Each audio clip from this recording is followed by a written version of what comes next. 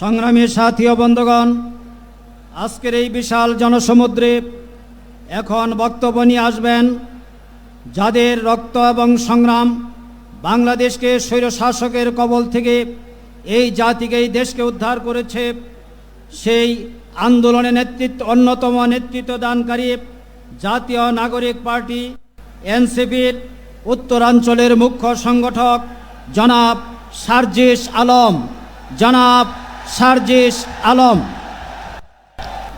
2024 সালের ছাত্র জনতার অভ্যুত্থান পরবর্তী এই নতুন বাংলাদেশে বাংলাদেশ জামায়াত ইসলামী কর্তৃক আয়োজিত আজকের এই জাতীয় সমাবেশে বাংলাদেশের ছাত্র জনতা, আমার অভ্যুত্থানের সহযোদ্ধা জাতীয় নেতৃবৃন্দ সকলকে জাতীয় নাগরিক পার্টি এনসিপির পক্ষ থেকে সশ্রদ্ধ সালাম। আসসালামু আলাইকুম ওয়া রাহমাতুল্লাহ। সংগ্রামী সহযোদ্ধারা, অভ্যুত্থানের 1 জুলাই পেরিয়ে আমরা আরেক জুলাই এসে উপস্থিত হয়েছি, কিন্তু বাংলাদেশ থেকে মুজিববাদীদের ষড়যন্ত্র এখনো শেষ হয়নি। গোপালগঞ্জে এখনো মুজিববাদীদের আস্তানা ঘিরে রয়েছে। মুজিববাদীরা এখনো বাংলাদেশের বিভিন্ন জায়গায় সক্রিয় রয়েছে। এই মুজিববাদ একটি আদর্শ। শুধু আইনিভাবে এই মুজিববাদের মোকাবেলা করা যাবে না, আমাদেরকে অর্থনৈতিকভাবে, রাজনৈতিকভাবে, সাংস্কৃতিকভাবে এই মুজিববাদের কোমর ভেঙে দিতে হবে। আমাদের মধ্যে রাজনৈতিক মতপার্থক্য থাকতে পারে, কিন্তু এই মুজিববাদের প্রশ্নে, এই স্বৈরাচারের প্রশ্নে অভ্যুত্থানের সকল শক্তিকে ঐক্যবদ্ধ থাকতে হবে। সংগ্রামী সহযোদ্ধারা, এই বাংলাদেশে আবারও নতুন করে মুজিববাদী ভারতপন্থী শক্তিগুলো এখন সক্রিয় হচ্ছে। আমাদের মধ্যে মতপার্থক্য থাকতে পারে, কিন্তু এই বাংলাদেশে বাংলাদেশপন্থী ব্যতীত কোন দেশপন্থী, কোন বাদপন্থী, কোন শক্তির আর জায়গা হবে না। সংগ্রামী সহযোদ্ধারা, এই বাংলাদেশে আর ভারতীয় আধিপত্যবাদের জায়গা হতে দেয়া যাবে না। অন্য যে কোনো দেশের নামের কোন আধিপত্যবাদের জায়গা এই বাংলাদেশে হতে দেয়া যাবে না। সংগ্রামী সহযোদ্ধারা, হাজারের অধিক ছাত্র জনতা জীবন দিয়েছে। আমার হাজার হাজার সহযোদ্ধা আজকে আমার সামনে রয়েছে।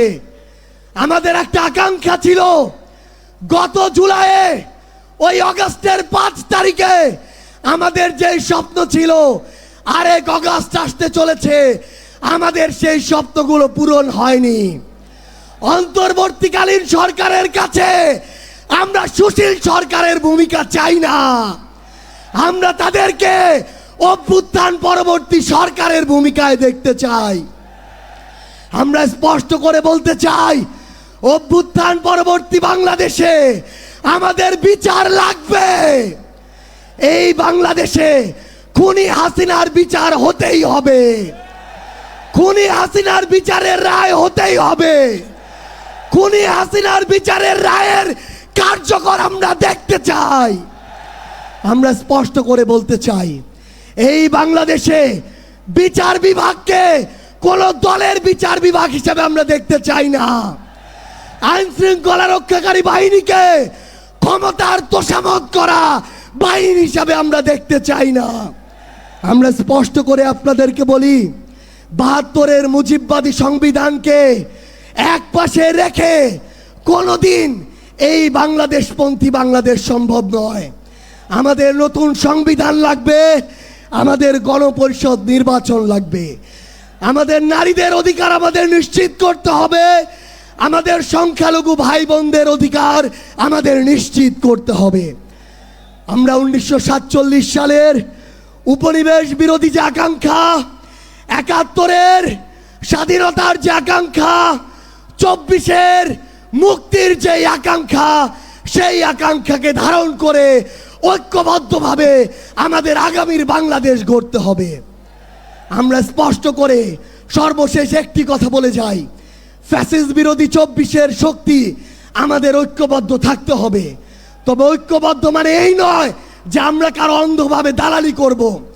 কেউ যদি চাঁদাবাজি করে আমরা সেটা মুখের উপরে বলবো, কেউ যদি সিন্ডিকেট চালায় আমরা সেটাও বলবো, কেউ যদি দখলদারিত্ব করে আমরা সেটাও বলবো। তবে আওয়ামী লীগের প্রশ্নে আমরা ঐক্যবদ্ধভাবে আমাদের লড়াই চালিয়ে যাব। সংগ্রামী সহযোদ্ধারা, রাজনীতিতে প্রতিদ্বন্দ্বিতা থাকবে, প্রতিযোগিতা থাকবে, কিন্তু রাজনীতির যে সৌন্দর্য, এই সৌন্দর্য যেন আমরা ধারণ করি, তাহলেই আগামীর বাংলাদেশ সামনের দিকে এগিয়ে যাবে। রাজনৈতিক প্রতিদ্বন্দ্বিতা যেন ব্যক্তি আক্রমণে কোনোদিন রূপ না নেয়।